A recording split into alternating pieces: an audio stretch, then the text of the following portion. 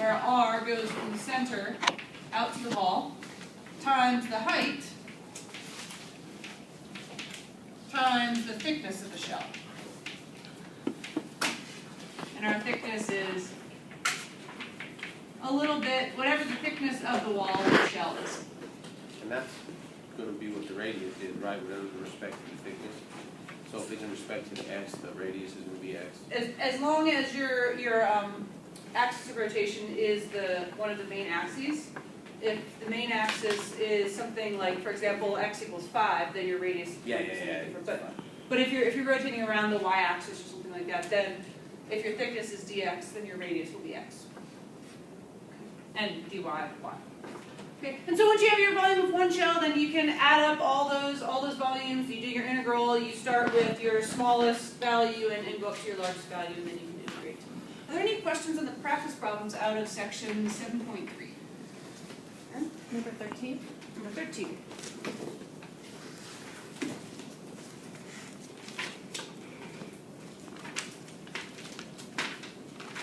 Y is equal to 4x squared, and 2x plus y equals 6. And use the method of cylindrical shells to find the volume of the solid obtained by rotating the region bounded by the given curves about the x-axis. Sketch the region in a typical shell. So rotate about the x-axis. Okay, and our goal is to find the volume of this thing. So what were your first thoughts? I drew the picture. First I put the 2x plus y plus 6 equal to y. Great, so we solve for y, and we get y is equal to negative 2x plus 6. Okay. So now we've got ourselves a parabola and a straight line. So let's take a look at what that looks like.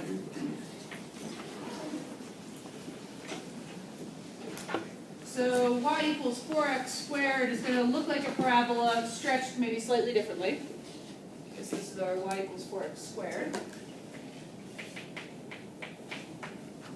And then we also have y equals negative 2x plus 6. So it's a straight line, y-intercept is 6. And this guy has a negative slope, so it's going to be a line that's going to look something like this. So I'm going to relabel these since it's going to be confusing. So y equals 4x squared, and y is equal to negative 2x plus 6. And so I can go ahead and draw that by hand. If I wasn't confident on what that looked like, then I could always plot it in my calculator. All right, so our job is now to take this region, and the region that we have is this entire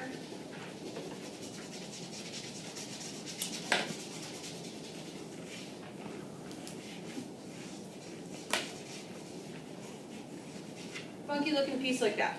Okay, and we're going to take that region and we're going to rotate about the x-axis. So we're rotating down this way.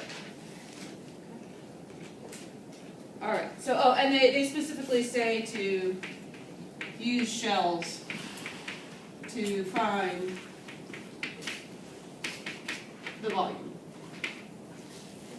Okay, so we want to rotate this thing about the x-axis, which means that when I take this funky region, I'm going to flip it out, flip it back in down below, and I'm going to get some kind of a weird object that is going to be sort of like part of a cone on the outside, and then on the inside, the inside sort of comes in and gets really poofy in the center, and then gets unpoofy on the outside. I'm not even going to attempt to try and draw this thing as a three-dimensional solid. I'm just going to let you take your imagination away with that. All right, so here we go. We've got our picture. Here's the reflection.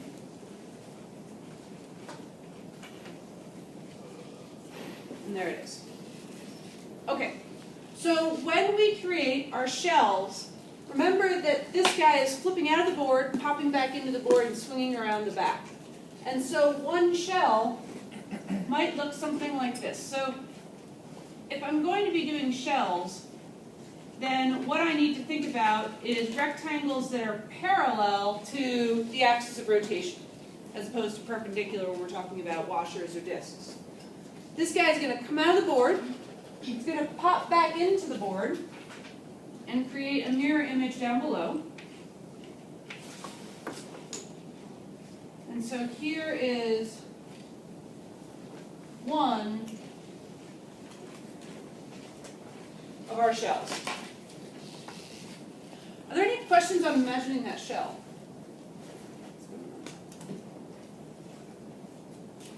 Okay.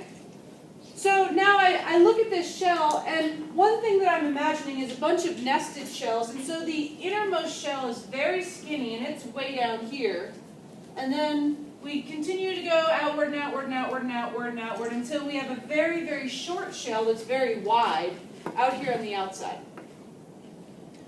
Now, if I were working on this problem and they didn't force us to use shells, then I would totally want to use a washer on this problem. And the reason is, if I slice this thing using a washer, think about that. In that case, I have a large washer here, but the outside radius is on the straight line, the inside radius is on the curve, and that's true all the way across. So what our textbook is asking you to do on this particular problem is set this problem up in a way that is harder than what you would need to do. But if we can set it up in using these shells, then we can do anything. All right, so let's try it out. So we look at this thing, and these wider shells are great until you get to this point where you hit this intersection. And from this intersection, inside of that intersection, we have shells where the top and the bottom of the shell are lying on both on that parabola right there. And so that's going to be a problem for us. So let's first say, okay, we're going to break this up into two separate areas for the shells, two separate regions, and then we'll add them together. Okay, any questions about our process here on this one? Okay, so we'll look at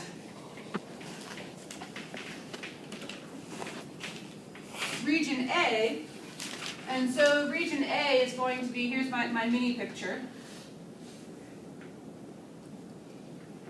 Region A is going to be the region where my shell wall has one part on the straight line and one part on the parabola. That'll be A. And then the other portion down here will be region B. Okay, and then we'll have to find the volumes of rotating each of those regions around and then add them together. So for region A, up here in region A, I need to know a few things about the volume of one shell. And I know the volume of my shell is 2 pi r times the height times the thickness. And so I want to start with the thickness of one of these shells. So when I think about the thickness, I want to think about the wall of the shell. And the wall of the shell is a little bit of a thickness in the up and down direction. And so my thickness is dy. Which immediately sends off fireworks in my head. What does that tell me about my very, very, very next step? Possibly in terms of y? Yeah, turn all of my equations so that I have x is equal to stuff in terms of y. So down here, my equation y equals negative 2x plus 6. Well, let's resolve that for x. And so we have x is equal to y minus 6 over negative 2. And I'm going to go ahead and rewrite that as x is equal to negative 1/2 y plus 3. And my other equation, when I solve this equation for x, the first thing that's going to happen is that I'm going to have y over 4 is equal to x squared. And now when I solve for x, I'm going to get x is equal to the square root of y over 4, but I'm going to need a plus and a minus part to this.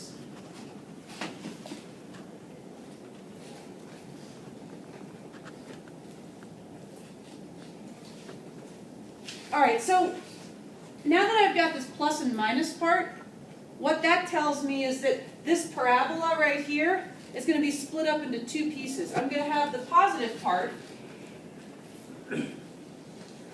which is over here. This is x is equal to positive square root of y over 4, because it's on the positive x side. And then the other half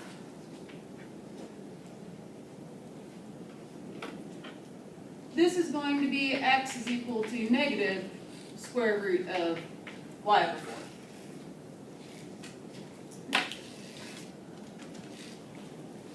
All right, are there any questions about solving those equations?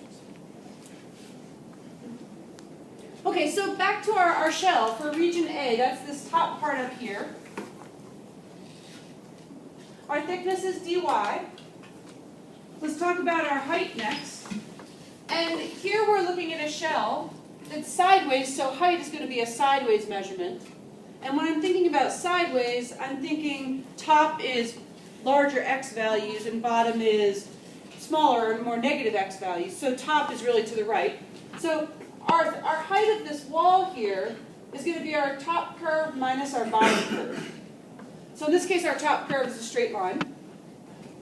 So we have negative 1/2 y plus 3 minus our bottom curve. So now I need to make sure that I'm choosing the appropriate branch of this parabola. And so in this case, I'm choosing the squiggly one, which is the negative square root of y over 4. So minus negative square root of y over 4. Now I can definitely clean this up. I mean, for example, my height, I could write this as negative 1/2 y plus 3, and then plus 1/2 square root of y, because I can split up the square root to the top and the bottom. Square root of 4 is 2, and so I have 1/2 root y. Okay, are there any questions about the height? Okay, so we've got our thickness, our height, and the last piece of information that we need is the radius. Okay, so when I'm thinking about the radius of this shell, I need to know what axis I'm looking at. Okay, in this case our axis is the x-axis, the axis of rotation.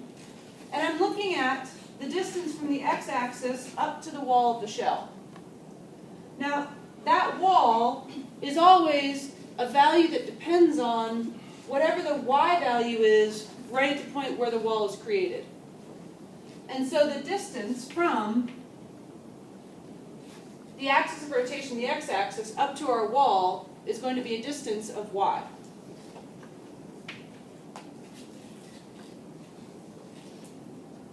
So now we have all the pieces that we need to write down the volume of region A as it's rotated around. So our volume of region A is going to be 2 pi r. So 2 pi times y times the height, which is negative 1/2 y plus 3 plus 1/2 times the square root of y.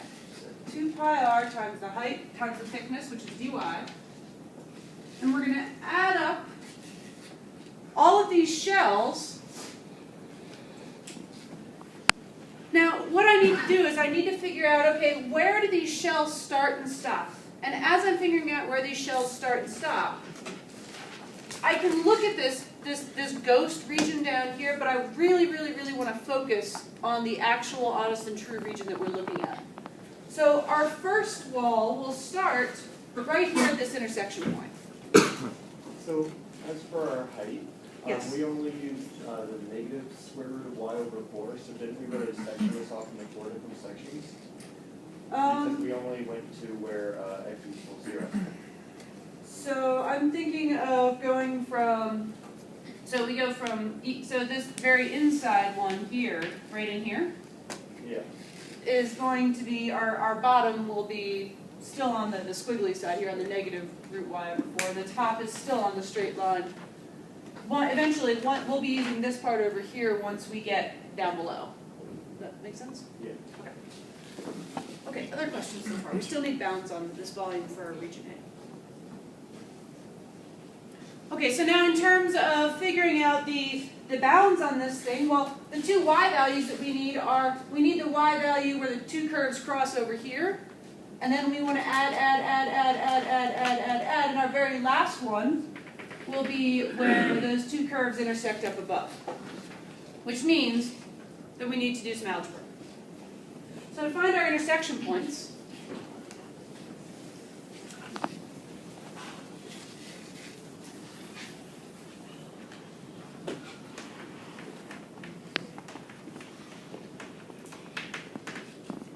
two equations and set them equal to each other. So we have, well, let's see. We eventually want to figure out the y value. So I'm going to go ahead and use the x equals equations for these two. We'll figure out this guy up here by doing, we've got x is equal to negative square root of y over 4. And we have x is equal to negative 1/2 y plus 3. And so we'll set those two equal to each other. And we've got negative square root of y over 4 is equal to negative 1/2 y plus 3. All right, if we want to solve this equation, what might we want to do?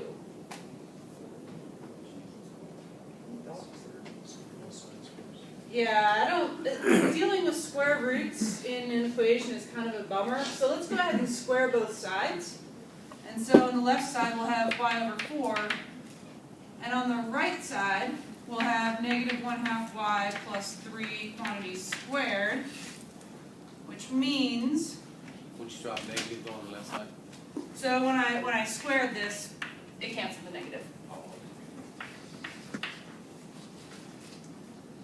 And over here on the right side, we'll have 1/4 y squared. So let's see, negative 1/2 y plus 3 times negative 1/2 y plus 3. So our first term is 1/4 y squared. We've got minus 3/2 y minus another 3/2 y plus 9. So we end up with 1/4 y squared minus 6/2, which is 3 y, plus 9.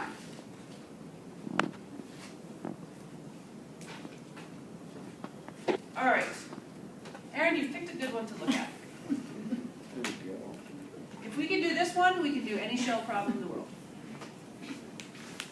Okay, so we still need to solve for y, but right now there's y's all over the place. So I might move my y over 4 over to the right side.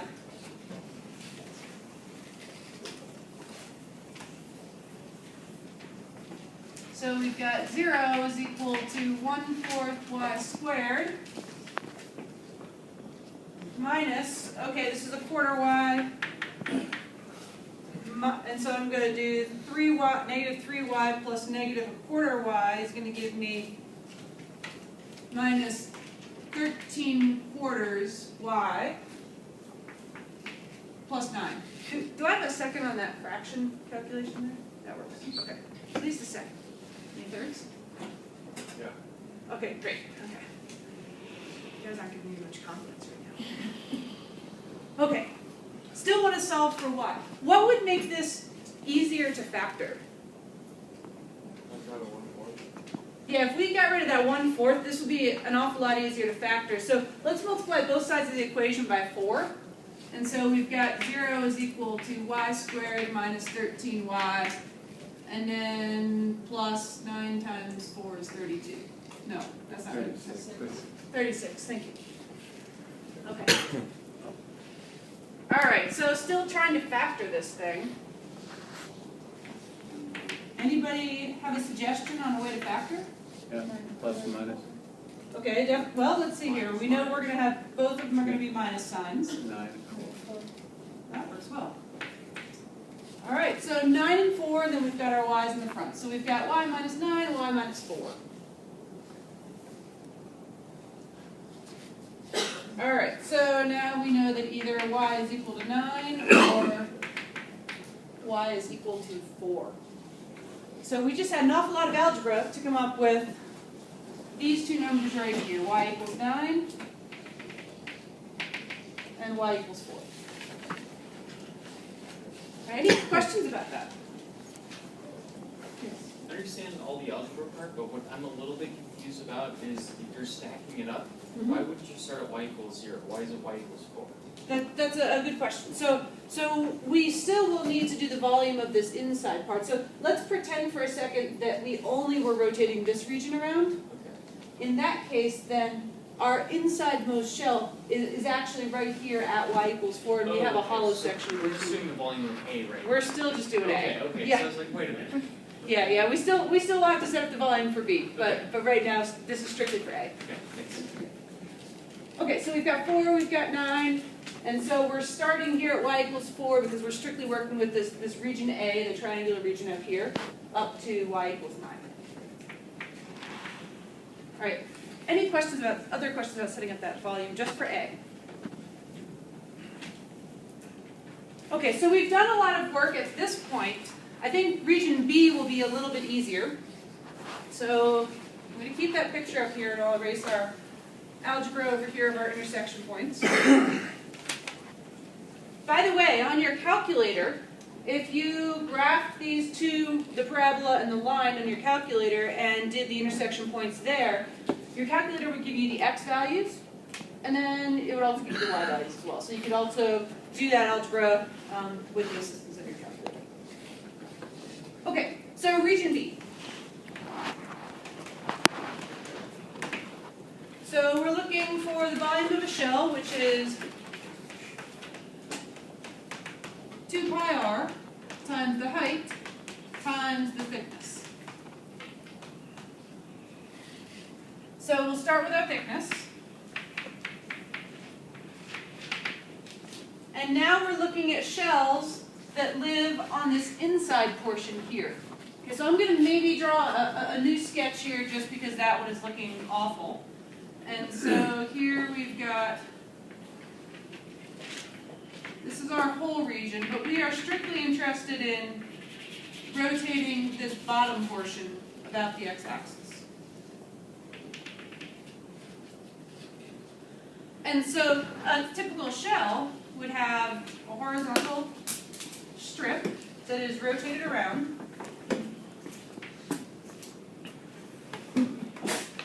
And we create our sideways tin can. Alright, so just like the other one, little thickness in the vertical direction, so that's dy. Our height, as soon as I know that I have dy, just like before, I'd have to solve for x, which we've actually already done. And so the top of our shell is on x is equal to the positive square root of y over 4. And the bottom is on x is equal to negative square root of y over 4. So just real quick, instead of having to do the negative pi or y over 4 and whatnot, wouldn't you be able to just take advantage of the symmetry and use your line as the 0y? Absolutely. So another way to set this up would be to find the volume of, just for this region, not for the top part, but Yeah. for this portion, I could go from 0 up to root pi over 4, Yeah. and then multiply that by 2. Okay. And so that works well. And in fact, that's really what's going to happen here with the height. If I do top minus bottom, I've got root y over 4 minus a negative root y over 4, which when you simplify that becomes 2 root y over 4s, which by the way simplifies to just square root of y. And so if you just take this height and multiply it by 2, you get exactly the same thing. Okay, questions on the height? So top minus bottom, which in this case is right minus left. So thickness, height, and then our r value will be the distance from our axis of rotation out to the wall of the shell. And the wall of the shell is always located at a y value, and so that radius is going from y equals 0 up to the y value, so our radius is y. Okay, so these are the pieces of information we need. We can now set up our total volume for B. So our volume for region B, we're going to have 2 pi r, which is y, times the height, which is square root of y, times the thickness, which is dy. And we're going to add up all those shells. The very inside shell is very, very, very skinny. You're not going to get very much soup into the can. And and it's also going to be very short, and we're starting at a y value of 0. And our walls expand, and I'm focusing on the wall that's inside of the actual region, and our walls expand until we hit this horizontal line, which is at y equals 4. So our integral will go from 0 to 4. All right, any questions about setting up that one? All right, so last but not least, our total volume, and this is what we're looking for. Total volume will be the integral from 0 to 4 of 2 pi y times the square root of y dy plus the integral from 4 up to 9 of 2 pi y times negative 1/2 y plus 3 plus 1/2 square root of y dy.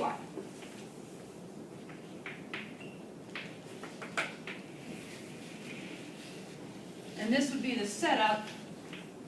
Are there any questions on this setup?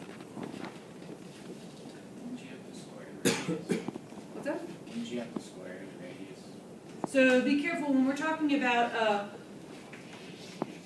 a disk of some sort, then our volume of our disk is pi r squared times the thickness.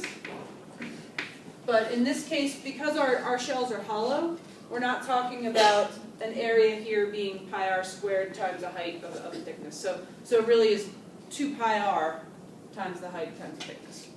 So we have the r and we have the height, so you do have two things multiplied together, it's just not the same value multiplied together. Okay, other questions about setting up the volumes? If we were super excited about integrating this, then our next step would be to simplify here. For example, we would combine y times square root of y, so we'd have y to the 3/2. We could pull the 2 pi out in front of the integral.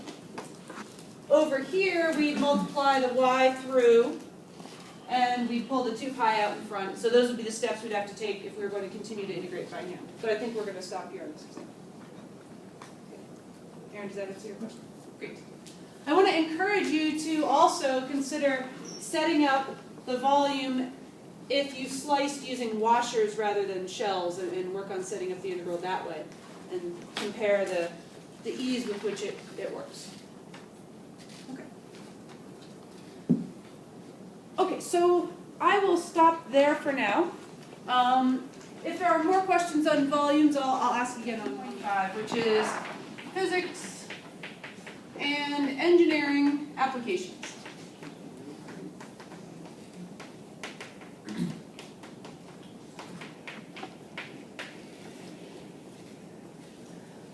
Okay, so how many of you have ever taken a physics course in your life? Okay, so for those of you that have raised your hand, some of what I'm going to tell you about right now, briefly here for the first 5 minutes, is review. And for those of you that have never had a physics course, this may be completely new to you, and so you can take me on my word that this stuff is valid, or you can go and look it up in the physics book as well. All right, so the topic that we're going to be talking about mainly in section 7.5 is the topic of work. Now, work, how are we going to describe work? Well, physics work is a little bit different than when you talk about, man, I had a lot of work to do last night. Okay, that's a little bit different. Okay, so when we talk about work, we need to have a few definitions. First definition is force.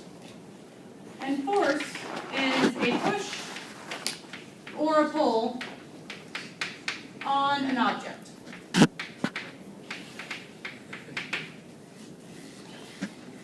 And force is equal to mass times acceleration.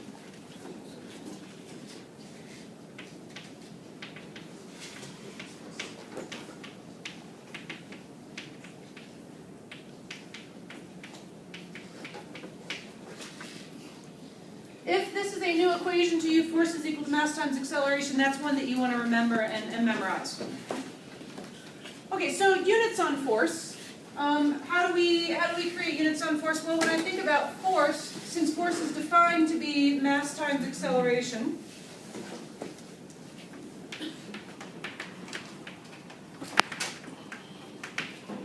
And I need to know about my units for mass and my units for acceleration, and then I can multiply them together. So in terms of the SI metric system, which is the international system, okay, in the SI metric system, our units for mass are measured in kilograms. And when I put the square brackets around the word, that means that I'm talking about the units for mass. Okay, so the units for mass are in kilograms. The units for displacement are meters. My units for time, we measure time in seconds.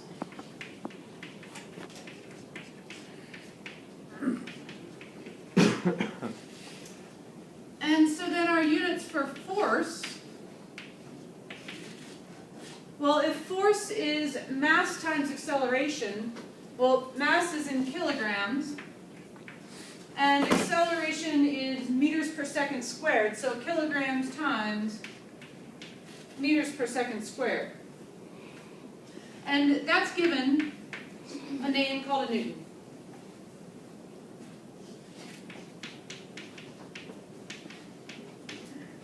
So kilogram meters per second squared is a Newton.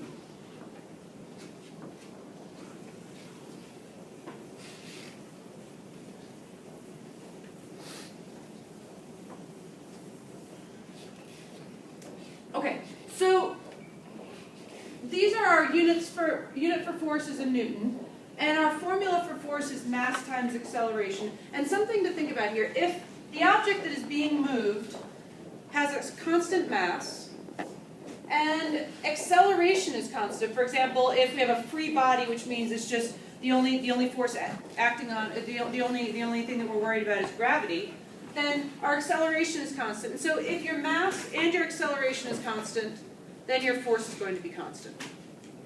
If either of these two values are changing, then your force is not going to be constant. Okay. So another definition, if we have a constant force, then work is defined as force times displacement.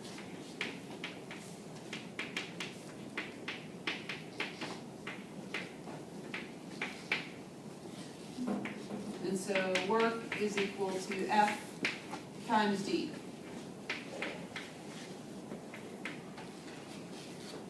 Now I'm going to put a little asterisk on this force up here. Technically it's the force in the direction that we're moving. So if you have a force that's, if your object is moving straight, your force is kind of coming up from the bottom and pointing upwards, we're only worried about the amount of force that's in the direction of our object.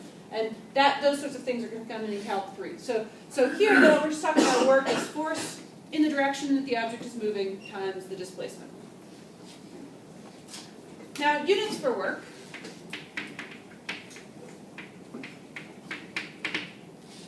Well, let's see here. Work is force times displacement. So the units for work will be a Newton for our force. And displacement is measured in meters. So the units are a Newton meter, Newton times meter. And another way to say that is a joule, which we write with a J.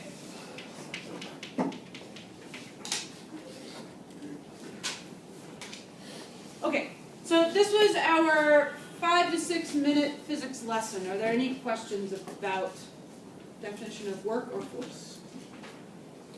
Are we gonna leave that, we're not gonna get any more complicated than that when it comes to work? So the key here with the work is, and I'm going to semi-answer your question here. Okay. The key with work is that you must, in order for this formula to work, you have to have a constant force. Right. So things are going to get funky if your force is suddenly not constant. Or if the object that you're moving, if it's a big long chain, part of it has to be moved a little bit, but the tail end of it has to be moved very far. And so that's where things start to get funny, is if your force is different, or if your object is so long that the displacement changes from the beginning to the end. So it will get more complicated, but in terms of this definition, work is force times displacement. Good, other questions? Okay, so here's our first question that we want to ask.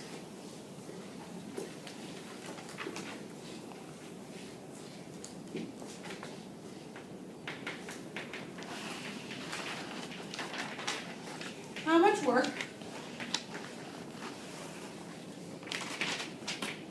can Cheryl Hayworth do? Anybody know who Cheryl Hayworth is?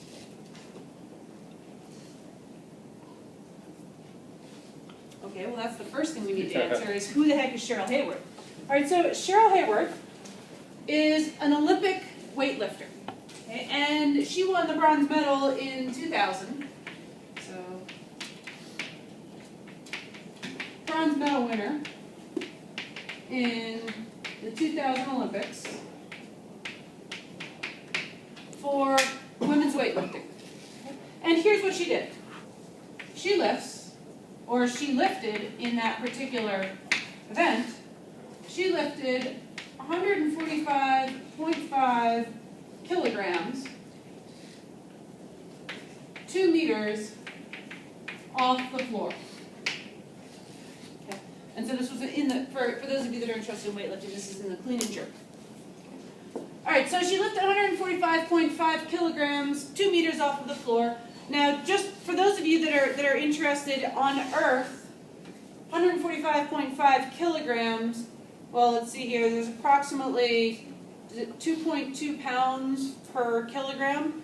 So, anybody have a calculator? 319. 319? Yeah. Okay, great. So she is lifting roughly 319 pounds, 2 meters off of the floor. Okay, so she grabs it from the ground, she lifts it up, she pops it up above her head. Alright, so here is Cheryl lifting her barbell.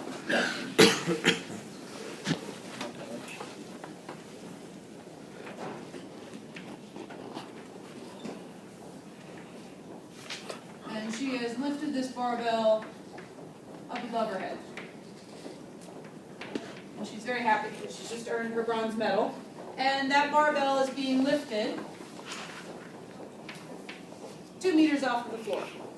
And she's probably actually pretty strong. Okay, so the amount of work that she's done, well, work is force times displacement.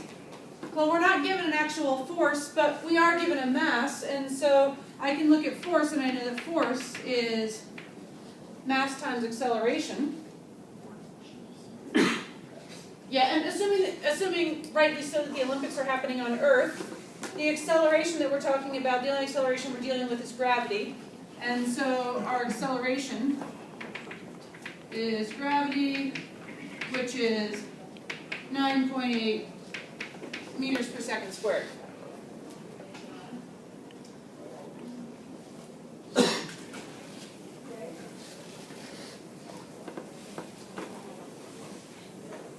Okay, so here we've got our gravity, we've got our mass, and so our force is mass, which is 145.5 kilograms,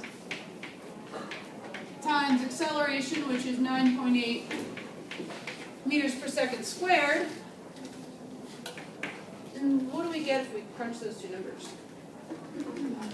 1,425.9. 1,425.9. Do I have a second on that number? Great. Okay, so we've got a second on that number. Our units are kilograms, meters per second squared, which is a Newton. And so that's our force. And now we can calculate our work. So the work that Cheryl has done is force times displacement. So we've got 1,425.9 newtons times our displacement, which is 2 meters.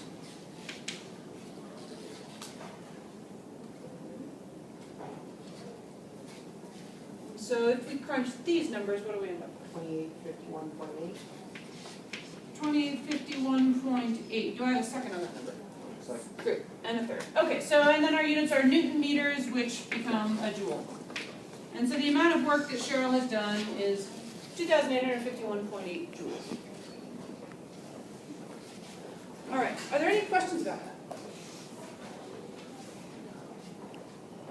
Okay, so in this case, assuming that the plates from the barbell are not falling off, the mass of the barbell remains constant throughout, the acceleration is strictly gravity, so that remains constant, and the displacement is 2 meters for the entire barbell, so it's going parallel to the ground. And so all of these values are remaining constant, which means that we can literally just plug and chug, toss those values into our equation and come up with our final answer.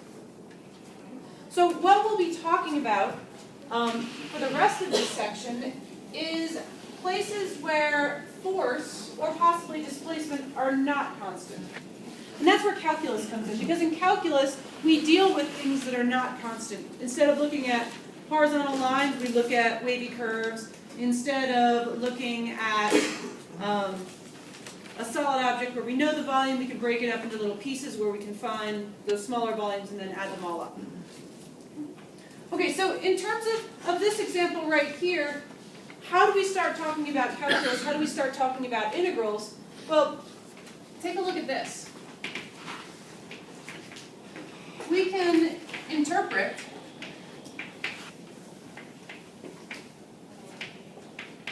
Cheryl's work as a rectangle. So if I draw a graph, and my x-axis is displacement, and my y-axis is force, well, the force that she used the entire time, that force was 1,425.9 newtons. So force is equal to 1,429.9 newtons. And she moved that barbell from 0 over to 2 meters, or up to 2 meters. And so if I interpret force as my function, displacement as my input value, then this rectangle right here, this rectangle's area is base times height, which is force times displacement. Okay? So the area in here is exactly equal to 2,851.9 Newton meters, so joules.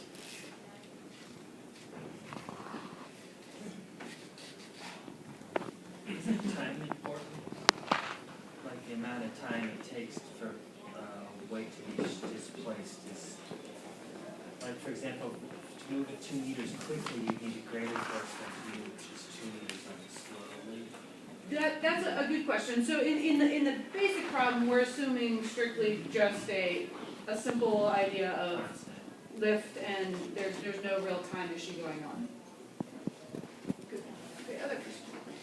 And then is our unit joules? Yes. Oh yeah, you had that. Yep. Sorry, I was. The other questions. And the area is our work, right? Area is your work.